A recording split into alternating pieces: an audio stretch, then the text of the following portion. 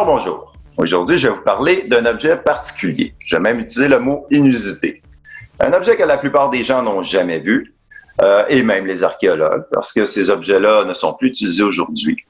Alors c'est fait en plusieurs choses, il y a du bois, on peut le voir, il y a de la corde, et il y a une pointe en os. Pour les archéologues, tout ce qu'on trouve, bien sûr, c'est la pointe en os qui est là, parce que c'est un matériau qui se conserve très très bien. Mais le problème, c'est que tout le reste a disparu. Donc, mon travail, c'est de reconstituer ces choses-là. J'adore faire des casse-têtes. Alors, c'est une sorte de casse-tête, mais scientifique. Alors, j'en ai vu dans les musées. Il y en a beaucoup dans les musées. Ils sont pas en très bon état. Ils sont plus utilisés. Ça fait 150 ans au moins. J'en ai vu dans les livres.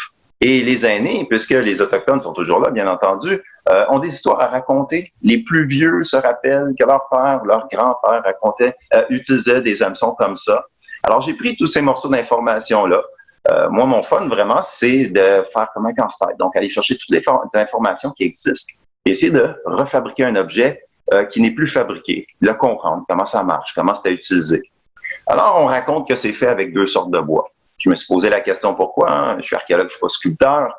Alors, un bois mou, du cèdre, un bois dur, de l'érable. Puis, ne connaissant pas beaucoup le bois, j'ai réfléchi, j'ai testé, puis j'ai compris que si cet hameçon-là est toujours placé dans cette position-là durant la pêche, c'est parce que le bois léger flotte. Alors, c'est bel et bien un hameçon qui fonctionne uniquement dans cette direction-là. Mais pourquoi? Pourquoi il ne pourrait pas être n'importe comment? Eh bien, il faut savoir ce qu'on pêche. La documentation me disait aussi que c'est fait spécial pour les flétans. Le flétan, là, peut-être qu'il y en a qui en ont déjà mangé, c'est un gros poisson de 2 à 3 mètres. Si on le pêche en canot, c'est pas une mince affaire. Et ce poisson-là a l'habitude de recracher les hameçons. Donc, c'est un hameçon qui est fait spécial pour l'accrocher et il ne peut pas le recracher.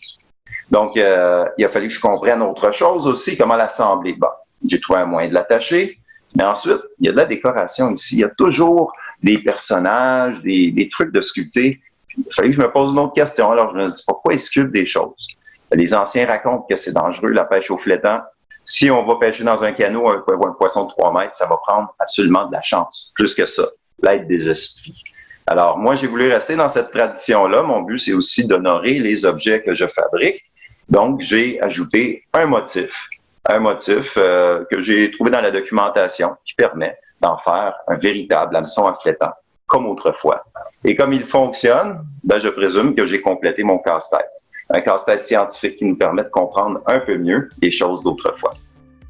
Alors voilà.